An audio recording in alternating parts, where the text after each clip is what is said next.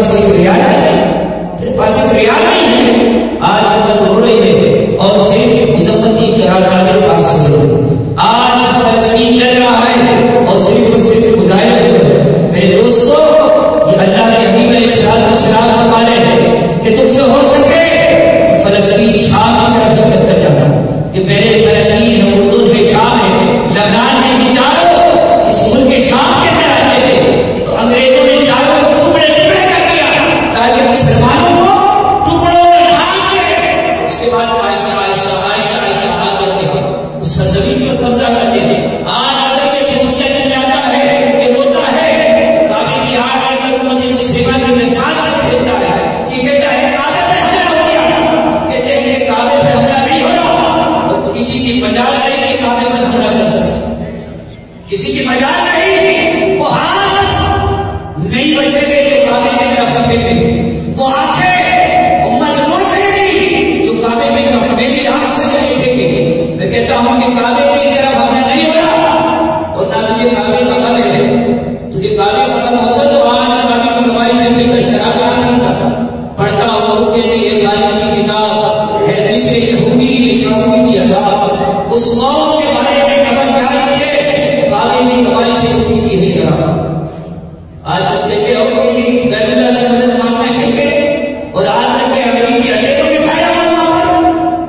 یہ انہیں کعبے کا تعلق عزیز نہیں ہے، انہیں اپنی بادشاہ کا تعلق چاہتے ہیں. یہ کعبے کا جو ہزارہ لگاتے ہیں.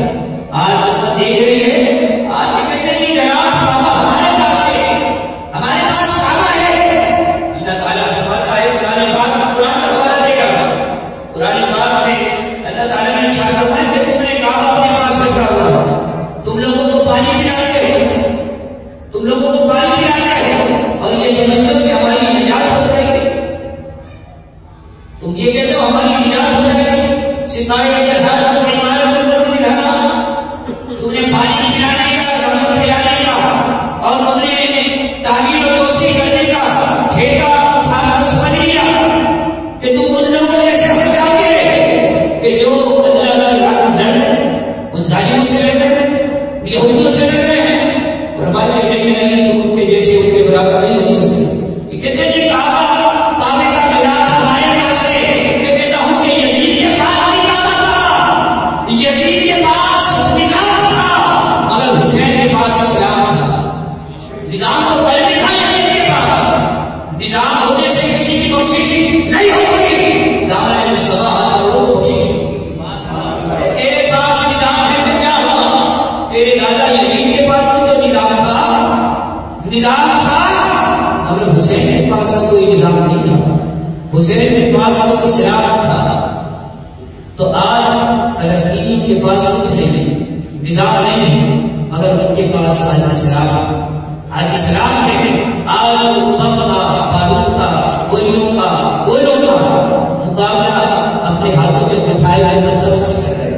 دعا کیجیے اللہ تعالیٰ ان کے ہاتھوں کے پتھروں کو عوامین کے پنجوں سے گرائے ہوئے پتھروں میں مشق کر دے اور ان شاعری صفحات ان کاری سے حکم اللہ تبارک و تعالیٰ نیست و نابود اور تباہ و برباد فرما دے.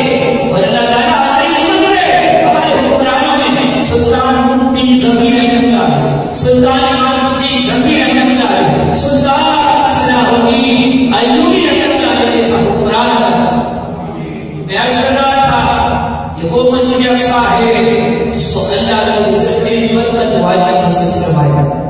ایک برکت ہے مولا، ایک برکت کا مطلب کیا ہے، مفہوم کیا ہے، اس سے مراد کیا ہے، سن لو.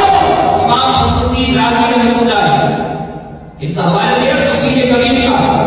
امام فخر الدین رازی رحمۃ اللہ سے لے کر مفتی احمد اللہ صاحب نعیمی رحمۃ اللہ علیہ تمام مفسرین نے لکھا مسجد اقصیٰ میں 400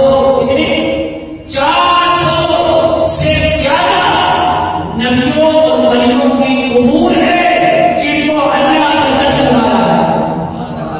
برکت کس کو فرمایا؟ مینار کو نہیں فرمایا، مسلح کو نہیں فرمایا، در و دیوار کو نہیں فرمایا، شہر کو نہیں فرمایا، اندر مسجد